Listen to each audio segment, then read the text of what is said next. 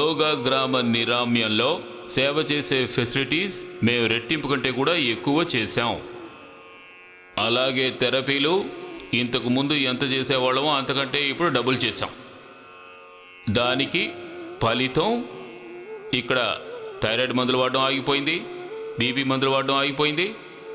ముందుగా అల్లోపతి మందులను ఆపేస్తాం, తర్వాత ముక్తావటిని ప్రారంభిస్తాం. బీపీ కోసం, షుగర్ కోసం మధునాశిని మధు గ్రిడ్ మొదలు పెడతాం. ముందు అల్లోపతి బంద్, ఆ తర్వాత ఆయుర్వేదం కూడా 2 నెలల్లో 3 నెలల్లో 4 నెలల్లో 6 నెలల్లో బంద్ అయిపోతుంది. తర్వాత డిజీజ్ ఫ్రీ లైఫ్. అందుకే నేను చెప్తుంటాను, నాకు రోగముక్త ప్రపంచాన్ని చేయాలనుందని.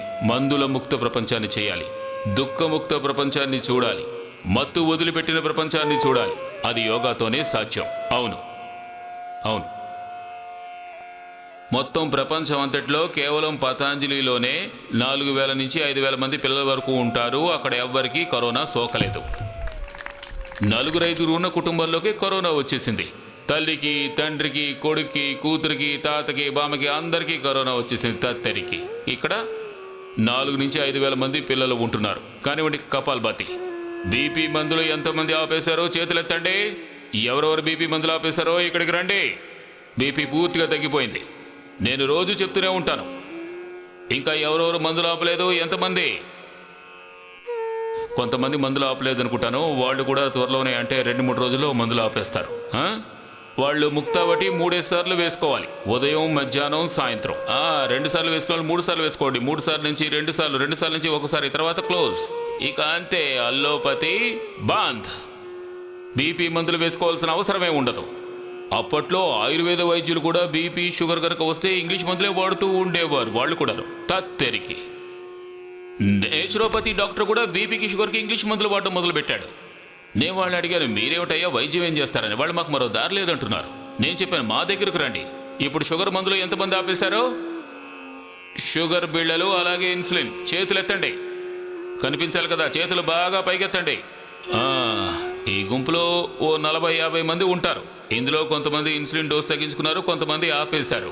షుగర్ కోసం వేసుకునే మందులు బంద్, బీపీ, థైరాయిడ్ మందులు బంద్. పెయిన్ కిల్లర్స్, ఇవి నొప్పులకి మందులు, పెయిన్ కిల్లర్స్, స్టీరాయిడ్స్.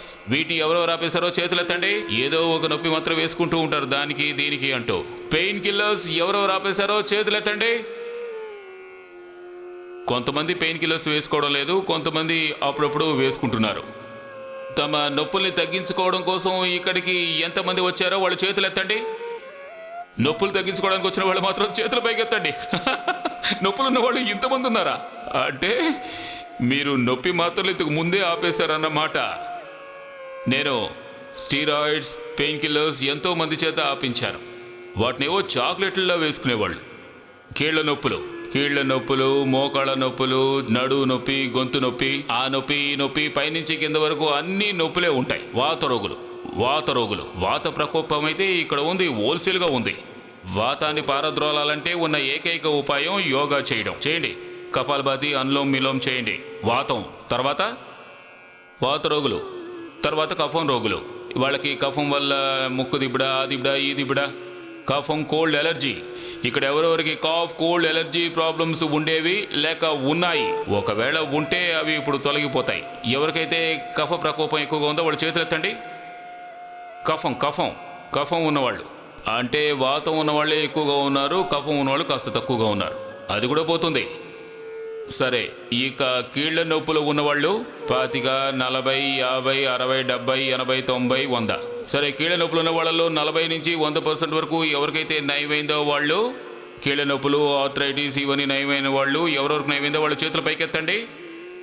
కాస్త చేతులు పైకెత్తండి. ఇక్కడ నయమైన వాళ్ళ సంఖ్య బాగా ఎక్కువగానే ఉంది. ఎందుకని? ఇక్కడ మేము బస్తీ చేయిస్తున్నాం, ఇక్కడ ఎనిమా చేయిస్తున్నాం, ఇక్కడ మీకు డైట్ రెస్ట్రిక్షన్స్ ఉంటాయి. వాటితో పాటు ఔషధం కూడా ఇస్తాం. స్నేహం స్వేదం చేయిస్తాం, మసాజ్ చేయిస్తాం, అకుప్రెషర్ చేయిస్తాం. నొప్పులన్నీ పోతాయి. ఆర్థరైటిస్ అసలు సమస్యే కాదు. అలాగే జాయింట్ పెయిన్స్, అలాగే కఫం కూడా తగ్గిపోతుంది. కాఫ్, కోల్డ్ ఇలాంటి సమస్యలు ఏమీ ఉండవు, అన్నీ తగ్గిపోతాయి.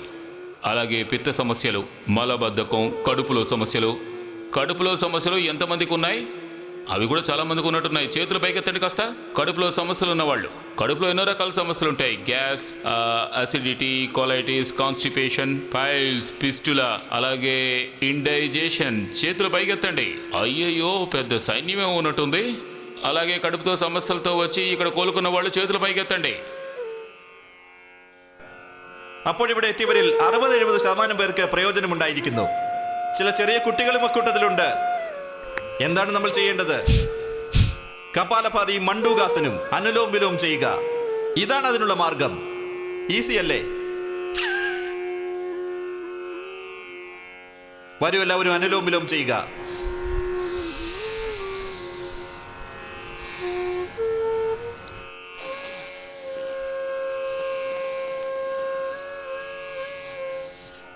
ഉജ്ജായി ഇവിടെ പൂർത്തിയാക്കിയിട്ടില്ലാത്തവർ അതും വീണ്ടും ചെയ്യുക.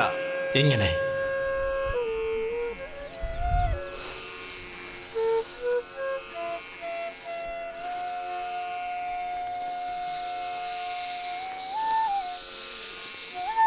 ഉജ്ജായി ചെയ്യൂ.